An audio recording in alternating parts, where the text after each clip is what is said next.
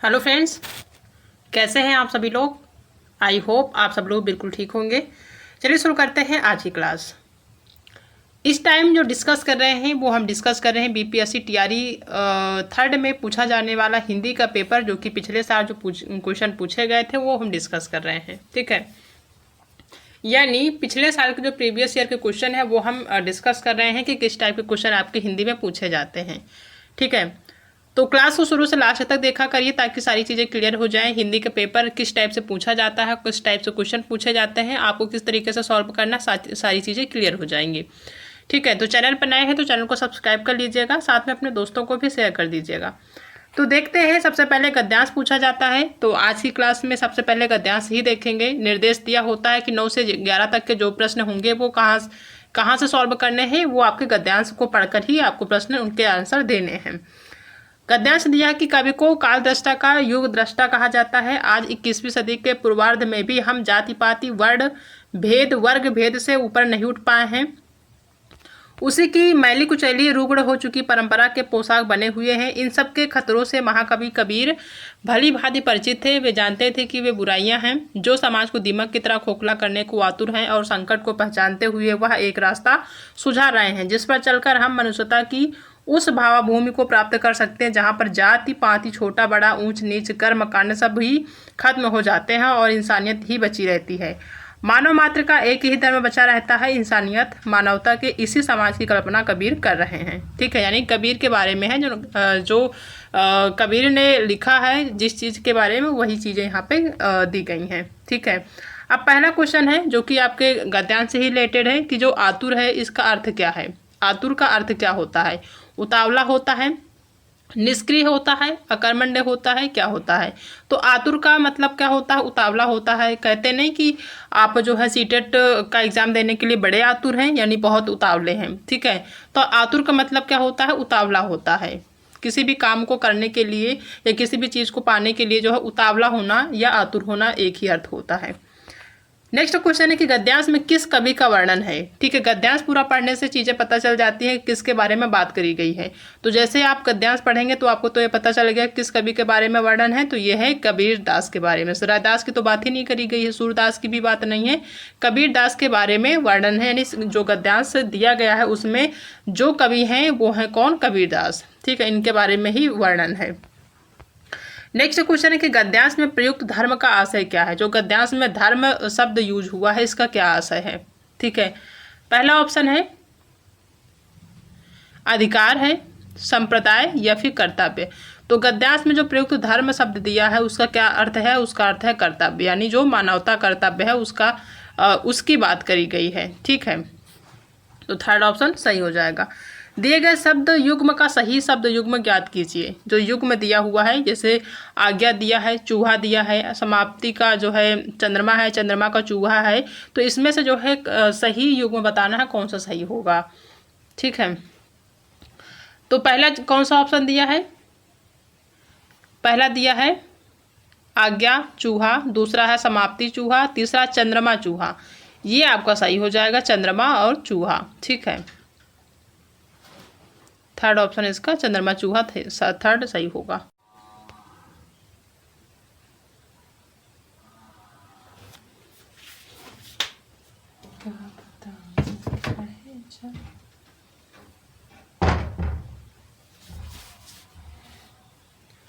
Next question दिया है कि जिन पंक्तियों के अंत में एक ही वर्ण और एक ही स्वर की आवृत्ति होती वहां कौन सा अलंकार होता है। जिन पंक्तियों के अंत में एक ही वर्ण और एक ही स्वर की आवृत्ति होती वहां कौन सा अलंकार होता है? क्या वहां पे वृत्यानुप्रास अलंकार होता है, छेकानुप्रास अलंकार होता है, या फिर अत्यानुप्रास अलंकार होता है? ठीक है, तो ये यहाँ पे कौन सा अलंकार होगा? होगा अत्यानुप्रास अलंकार। ठीक है, ये सभी अनुप्रास अलंकार के ही भेद हैं, तो यहाँ पे अत्यानुप्रास अलंकार होगा जिन पंक्तियों के अंत में एक ही वर्ण और एक ही स्वर की आवृत्ति क्या होती है? बार बार होती है। ठीक है, नेक्स्ट क्वेश्चन है कि सच्चे देशभक्त सदा अभिनंदनीय है। इस वाक्य में सच्चे किस प्रकार का विशेषण है? ठीक है, सच्चे देशभक्त सदा अभिनंदनीय है, इस वाक्य में सच्चे किस प्रकार का विशेषण है? क्या गुणवाचक विशेषण है, परिमाणवाचक है या फिर संख्यावाचक है। तो संख्यावाचक तो होगा नहीं, परिमाणवाचक भी नहीं है, तो यहाँ पे कौन सा है, गुणवाचक विशेषण है कि जो देशभक्त है वो क्या है, वो सच्चा है। ठीक है, तो सच्चा देशभक्त सदा अभिनंदनीय है। तो इस वाक्य में जो सच्चा वर्ड दिया है क्या है, ये गुणवाचक विशेषण है। तो पहला ऑप्शन सही हो जाएगा। नेक्स्ट क्वेश्चन है कि तू डाल डाल मैं पात पात, इस लोकोक्ति का अर्थ क्या है। तू डाल डाल मैं पात पात, इस लोकोक्ति का क्या अर्थ है। दुराशा कर शिकार ना हो जाना, या फिर अपनी आमदनी के हिसाब से खर्च करना, या फिर एक से बढ़कर दूसरा चालाक, उपर्युक्त में से एक से अधिक या कोई नहीं। तो इसका जो अर्थ होता है कि तू डाल डाल मैं पात पात, इसका मतलब होता है कि एक से बढ़कर दूसरा चालाक, यानी एक व्यक्ति जितना चालाक है उससे बढ़कर दूसरा व्यक्ति जो है और भी ज़्यादा चालाक है। ठीक है, हम मानते हैं कि हम चालाक हैं, लेकिन ऐसा नहीं होता है। दूसरा वाला कहता नहीं हम और चालाक हैं, यानी एक व्यक्ति से बढ़ के जो दूसरा वाला व्यक्ति है दोनों और चालाक हैं, यानी एक से बढ़ के दूसरा चालाक है। ठीक है, तो एक तू डाल डाल में पात पात का जो अर्थ होता है यही होगा कि एक से बढ़कर दूसरा चालाक। ठीक है, कहेंगे ना कि एक से बढ़ के एक जो है चालाक है, तो वही होता है तू डाल डाल में पात पात। ठीक है, नेक्स्ट क्वेश्चन है कि उस विकल्प का चयन करें।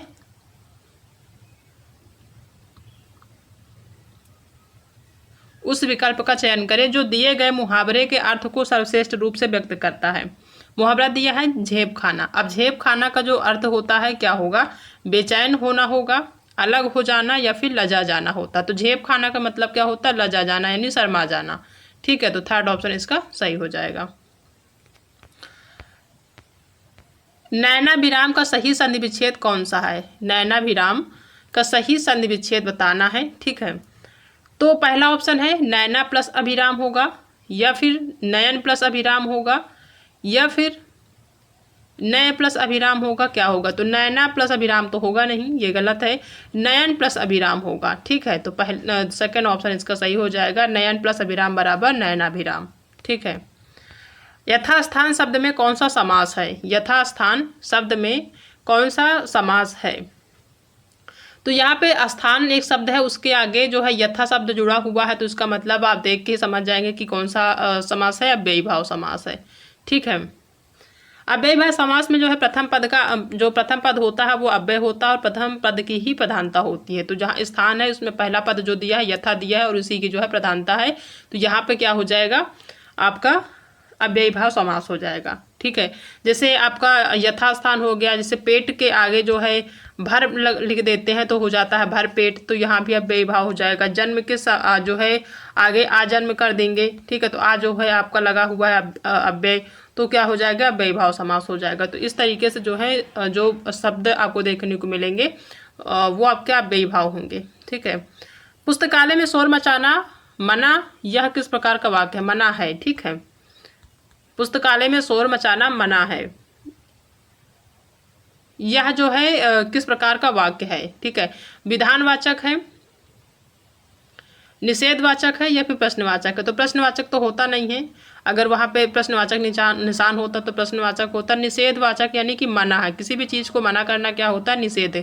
कहते नहीं कि तंबाकू खाना निषेध है, यहाँ थूकना निषेध है। ठीक है, तो पुस्तकालय में शोर मचाना निषेध है, ये भी लिख सकते हैं। तो मना करने का मतलब होता है निषेधवाचक, तो यहाँ पे निषेधवाचक वाक्य होगा। नेक्स्ट क्वेश्चन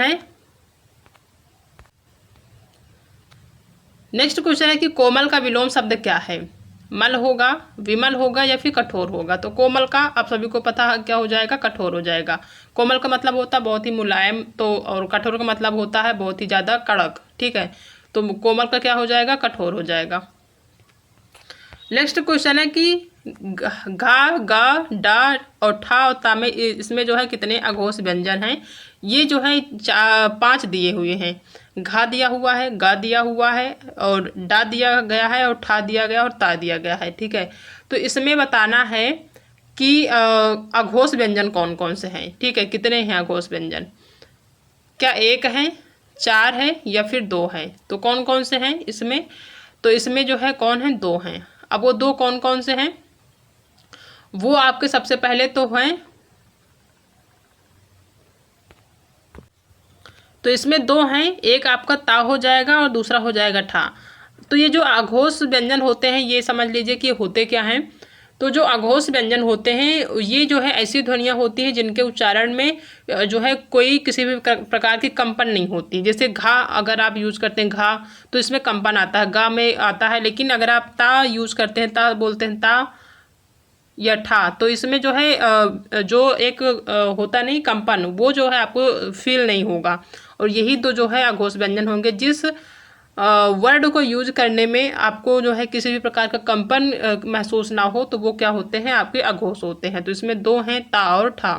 ठीक है, ये आपके क्या हैं, अघोष व्यंजन हैं। तो थर्ड ऑप्शन इसका सही हो जाएगा।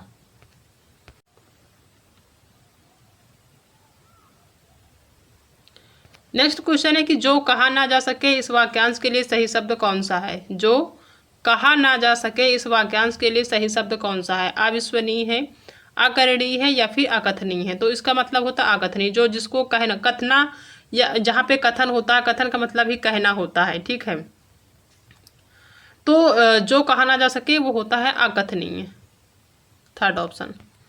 नेक्स्ट क्वेश्चन है कि यथासंभव दूसरों की मदद करो। यथासंभव दूसरे की मदद करो, इस वाक्य में किस प्रकार के क्रिया विशेषण का प्रयोग हुआ है। क्या वो रीतिवाचक है, परिमाणवाचक है या फिर कालवाचक है। तो यथासंभव दूसरे की मदद करो, इस वाक्य में जो क्रिया विशेषण है वो है रीतिवाचक विशेषण। ठीक है, अगर ये बात करें कि जो है जो रीतिवाचक विशेषण है ये है क्या, इसका परिभाषा क्या होता है।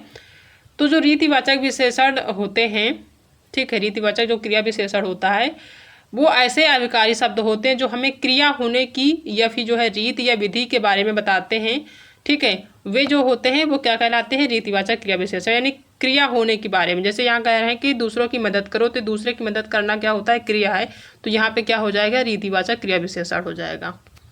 नेक्स्ट क्वेश्चन है कि तारे आकाश में चमक रहे हैं, इस वाक्य में आकाश में किस प्रकार का क्रिया विशेषण है।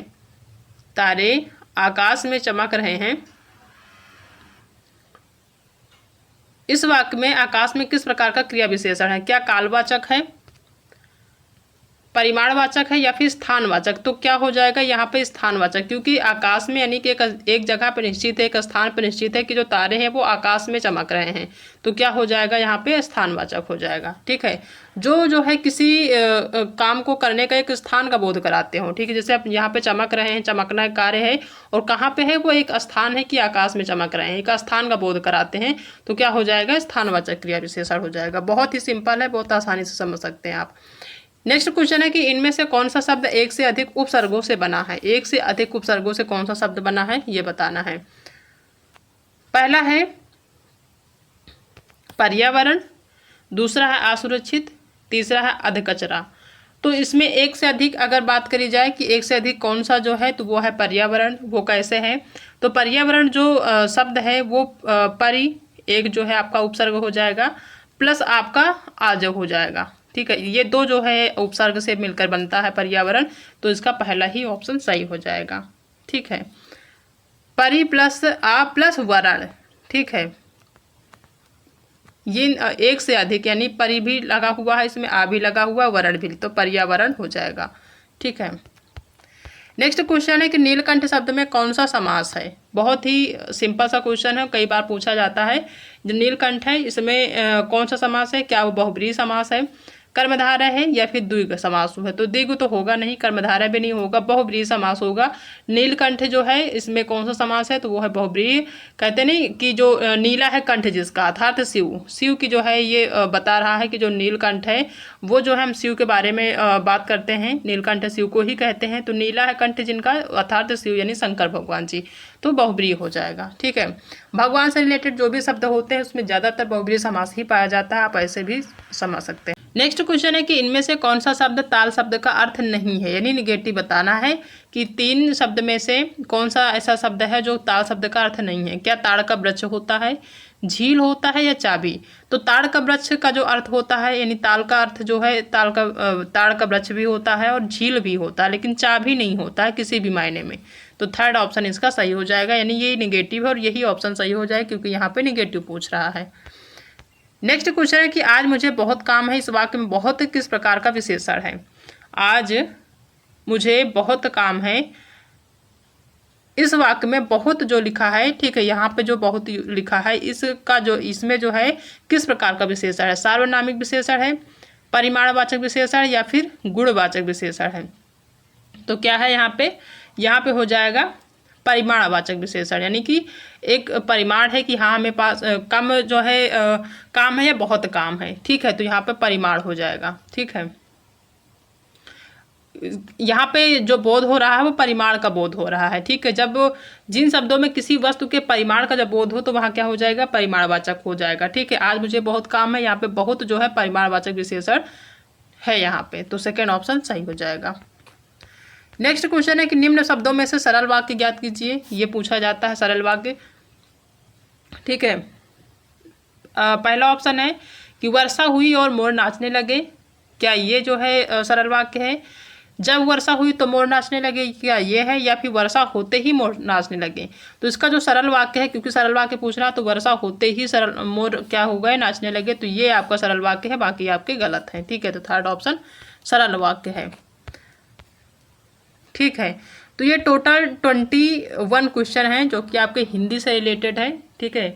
इसमें जो है कुछ क्वेश्चन आपके इंग्लिश से पूछे जाते हैं, तो इंग्लिश का अगर आप स्किप भी कर देते हैं क्योंकि उसमें 5 से 6 क्वेश्चन पूछे जाते हैं तो भी कोई दिक्कत नहीं। अगर आप हिंदी के जो क्वेश्चन पूछे जाते हैं कम से कम 20 से 25 क्वेश्चन आपके हिंदी से के पूछे जाते हैं, अगर हिंदी भी आप सही तरीके से सॉल्व कर लेंगे तो 12 से 13 नंबर आपके आसानी से मिल जाएंगे, ठीक है। 10-12 ही नंबर आपको लाने होते हैं, इससे ज़्यादा आपको नंबर नहीं लाने होते। अगर आपके 10 से 12 नंबर आ जाते हैं तो आप आसानी से इसको क्लियर कर लेंगे, ठीक है। ये आपका क्वालिफाइंग होता है, इसमें बहुत ज़्यादा नंबर लाने की ज़रूरत नहीं है, आपका पासिंग मार्क्स आ जाए बस, ठीक है। तो ऐसे ही क्वेश्चन पूछे जाते हैं आपके बीपीएससी टीआरई में जो है जो एग्ज़ाम होता है, ठीक है। आपका बीपीएससी टीआरई 3rd होने वाला है। अगर आपने इससे पहले भी दिया जो आपका कैंसिल हो गया तो भी आपने देखा होगा कि क्वेश्चन इसी टाइप के पूछे जाते हैं।